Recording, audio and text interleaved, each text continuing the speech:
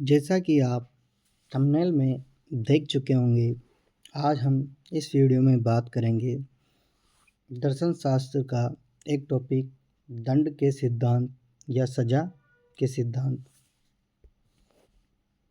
दंड की परिभाषा: अपराध करने या नियम विरुद्ध जानबूझकर कार्य करने वाले व्यक्ति को नियमानुसार किसी भी प्रकार का शारीरिक व मानसिक कष्ट देना ही दंड कहलाता है।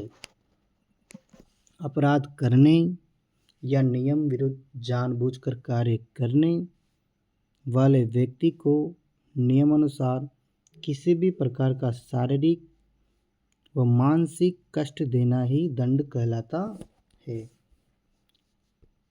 नीति शास्त्र में दंड के 3 सिद्धांत बताए गए हैं। जो नीति शास्त्र है उसमें दंड के 3 सिद्धांत बताए गए हैं। प्रतिरोधात्मक सिद्धांत: इस सिद्धांत के अनुसार अपराधी को दंड देने का उद्देश्य भविष्य में अपने व्यक्तियों को अपराध करने से रोकना है।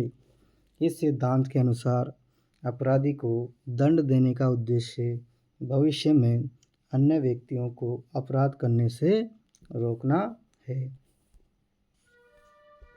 आलोचना: इस सिद्धांत में अपराधी में सुधार के संबंध में कोई बात नहीं कही गई है। इस सिद्धांत में अपराधी को अन्य व्यक्तियों के हित का केवल साधन मात्र माना गया है। जो ये सिद्धांत है इसमें अपराधी को अन्य व्यक्तियों के हितों का केवल साधन मात्र माना गया है। इस सिद्धांत के अनुसार तो अन्य व्यक्तियों में सुधार करने के लिए किसी निरपराध व्यक्ति को भी दंडित किया जा सकता है।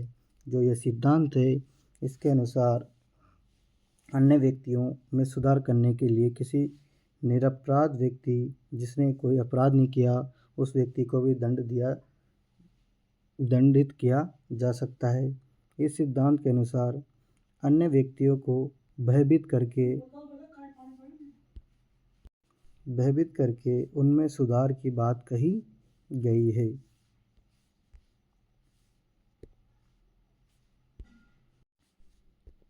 यह दंड का सिद्धांत इस बात की अपेक्षा करता है कि अपराधी को उसके द्वारा किए गए अपराध के अनुपात में दंड मिलना चाहिए।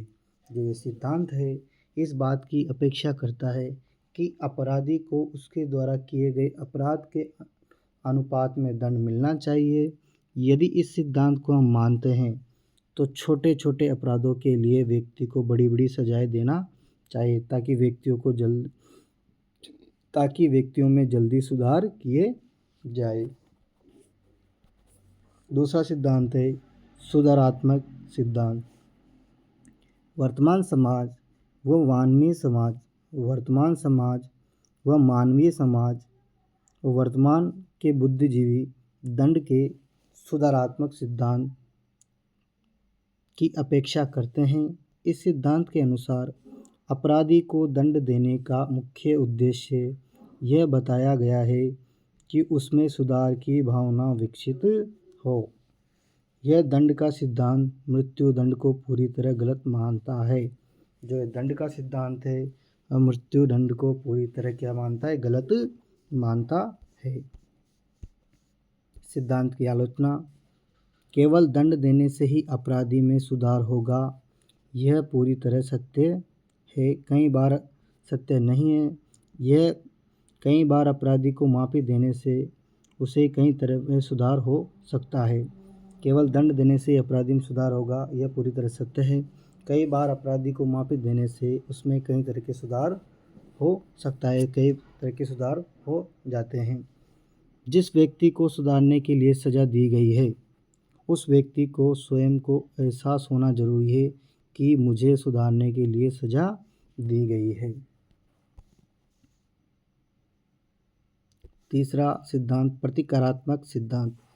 इस सिद्धांत के अनुसार अपराधी को उसके द्वारा किए गए अपराध के लिए उचित दंड देना या नियमानुसार दंड देना ही मुख्य कारण बताया गया है। इस सिद्धांत को जैसे को तैसा विचारधारा पर आधारित बताया गया है। जो ये सिद्धांत है उसे जैसे को तैसा आधारित सिद्धांत बताया गया है, किंतु इस सिद्धांत में अपराधी को दंड देने के लिए निष्पक्ष न्यायाधीश भी होता है। इसमें अपराधी को दंड देने के लिए निष्पक्ष न्यायाधीश भी होता है। वर्तमान समाज दंड के इस सिद्धांत को मान्यता नहीं देता। प्राचीन समाजों में दंड का यह सिद्धांत प्रचलित था। वर्तमान समाज दंड के इस सिद्धांत को मान्यता नहीं देता है। प्राचीन समाजों में दंड का यह सिद्धांत प्रचलित था। अरस्तु, कांट, हीगल व बेडले जैसे विद्वानों ने दंड के प्रतिकारात्मक सिद्धांत को स्वीकार किया है। अरस्तु, कांट, हीगल व बेडले जैसे विद्वानों ने दंड के प्रतिकारात्मक सिद्धांत को स्वीकार किया है। आलोचना। इस सिद्धांत की सबसे प्रमुख आलोचना यह है कि इसमें दया, सहानुभूति व माफ़ी का कोई स्थान नहीं दिया गया है। इस सिद्धांत की सबसे प्रमुख आलोचना यह है कि इसमें दया, सहानुभूति व माफ़ी को कोई स्थान नहीं दिया गया है।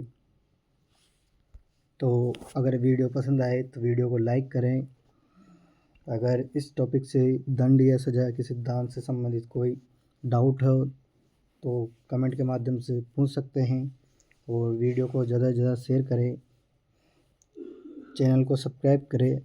जय हिंद, जय भारत।